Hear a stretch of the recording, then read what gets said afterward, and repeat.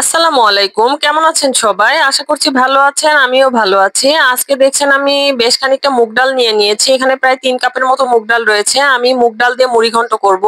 এজন্য মুগ ডালটাকে ভালো করে পানি দিয়ে ভিজিয়ে রেখেছিলাম। ভিজিয়ে রেখে মুগ ডালটাকে ধুয়ে একটা স্ট্রেনারে পানি ঝরতে দিলাম।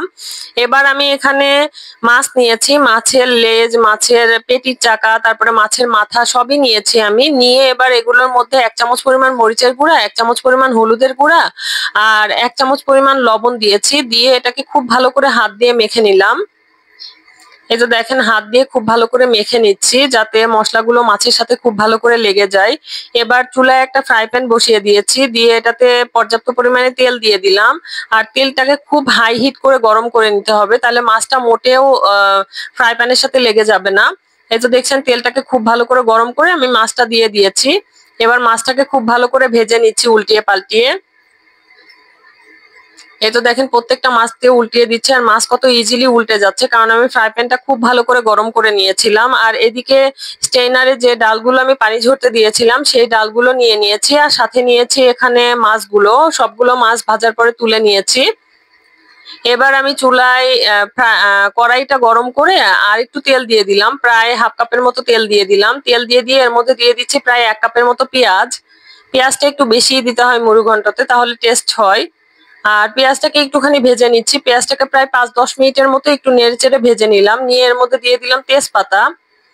তেজপাতাটা দিয়ে আবারও এটাকে নেড়েচেড়ে একটুখানি ভেজে নিচ্ছি। ভেজে নেওয়া হয়ে গেলে এর মধ্যে দিয়ে দিলাম আদা রসুন বাটা। এখানে প্রায় 2 টেবিল চামচ পরিমাণ আদা রসুন জিরা ধনিয়া আমি একসাথে বেটে রেখেছিলাম, সেটাই দিয়ে দিয়েছি। আর এখানে আমি দিয়ে দিচ্ছি লাল মরিচের গুঁড়া 1 চামচ পরিমাণ, হলুদের গুঁড়া 1 চামচ পরিমাণ, আর লবণ দিয়ে দিচ্ছি এখানে 2.5 চামচ পরিমাণ। যেহেতু আমি বেশি করে রান্না করছি এই জন্য আমার লবণটা বেশি লাগবে। আপনারা লবণটা যে যেমন খান সেই আন্দাজ অনুযায়ী দিয়ে দিবেন।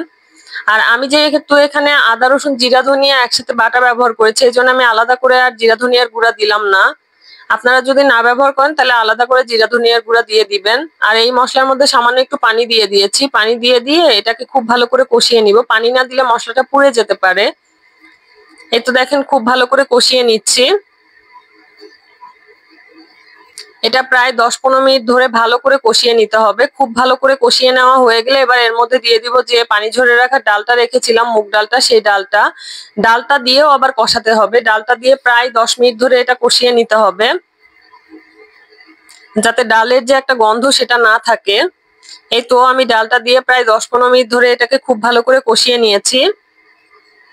কষিয়ে নেওয়া হয়ে গেলে তারপরে এর মধ্যে পানি দিয়ে দিতে হবে। আর এখানে অবশ্যই ঠান্ডা পানি ইউজ করবেন না, গরম পানি ইউজ করবেন। আমি একদম ফুটন্ত গরম পানি নিয়েছি, এই গরম পানিটা এর মধ্যে দিয়ে দিলাম। গরম পানিটা দিয়ে আবারও একটু নাড়াচাড়া করে নিব। এই তো দেখেন, নাড়াচাড়া করে মিশিয়ে নিচ্ছি।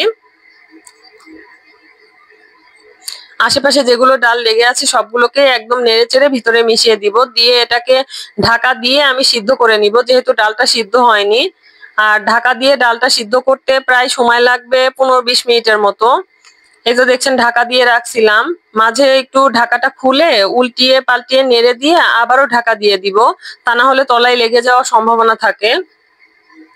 এবার আবারও ঢাকা দিয়ে দিলাম, আবারও 10 মিনিট পর ঢাকনাটা খুলে নিলাম। এবার আমার ডালটা একদম পারফেক্টলি সিদ্ধ হয়ে গিয়েছে, কিন্তু এটা খুব ঘন আছে, এজন্য অবশ্যই এখানে পানি ইউজ করতে হবে। আর অবশ্যই গরম পানি ইউজ করবেন। আমি গরম পানি দিয়ে দিচ্ছি, পরিমাণ মতো দিবেন। ডালটা পাতলা রাখতে চাইলে বেশি দিবেন, আর ঘন রাখতে চাইলে কম দিবেন। আমি এই তো দেখেন এর মধ্যে পানি দিয়ে দিয়েছি। দিয়ে এটা নেড়ে চেড়ে দিলাম। দিয়ে এর মধ্যে দিয়ে দিচ্ছি কাঁচামরিচ 5-7টার মতো। আর যে মাছগুলো ভেজে রেখেছিলাম সেই মাছগুলো দিয়ে দিচ্ছি। প্রত্যেকটা মাছই একে একে ছেড়ে দিব। এই তো দেখছেন, আমার সবগুলো মাছ দেওয়া হয়ে গিয়েছে।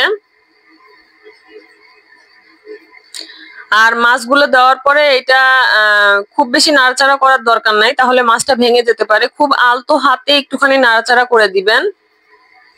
এই তো দেখছেন, আমি আলতো হাতে সামান্য নাড়াচাড়া করে দিচ্ছি। নাড়াচাড়া করে দেওয়া হয়ে গেলে এটাকে ঢেকে রাখবো। ঢেকে রান্না করব প্রায় 5-7 মিনিটের মতো। 5-7 মিনিট পর আমি এবার ঢাকনা খুলে এটাকে একটু নেড়েচেড়ে নামিয়ে নিচ্ছি। আমার মুড়ি ঘন্ট একদম রেডি। আপনারা যদি এভাবে মুড়ি ঘন্ট রান্না করেন তাহলে অবশ্যই মুড়ি ঘন্ট খেতে অনেক মজা লাগবে। আর আমার রেসিপি ফলো করে মুড়ি ঘন্ট রান্না করলে অবশ্যই আমাকে জানাবেন যে খেতে কেমন হলো। মাঝে মধ্যে মুড়িঘন্ট রান্না করলে খেতে ভালোই লাগে, আমার তো পার্সোনালি খুবই ভালো লাগে। আপনাদের কেমন লাগে জানাবেন। আর মাঝে মধ্যে এমন মুড়িঘন্ট রান্না করে খাবেন। আর সবাই ভালো থাকবেন, আমার চ্যানেলের পাশে থাকবেন, লাইক কমেন্ট শেয়ার করবেন। আল্লাহ হাফেজ।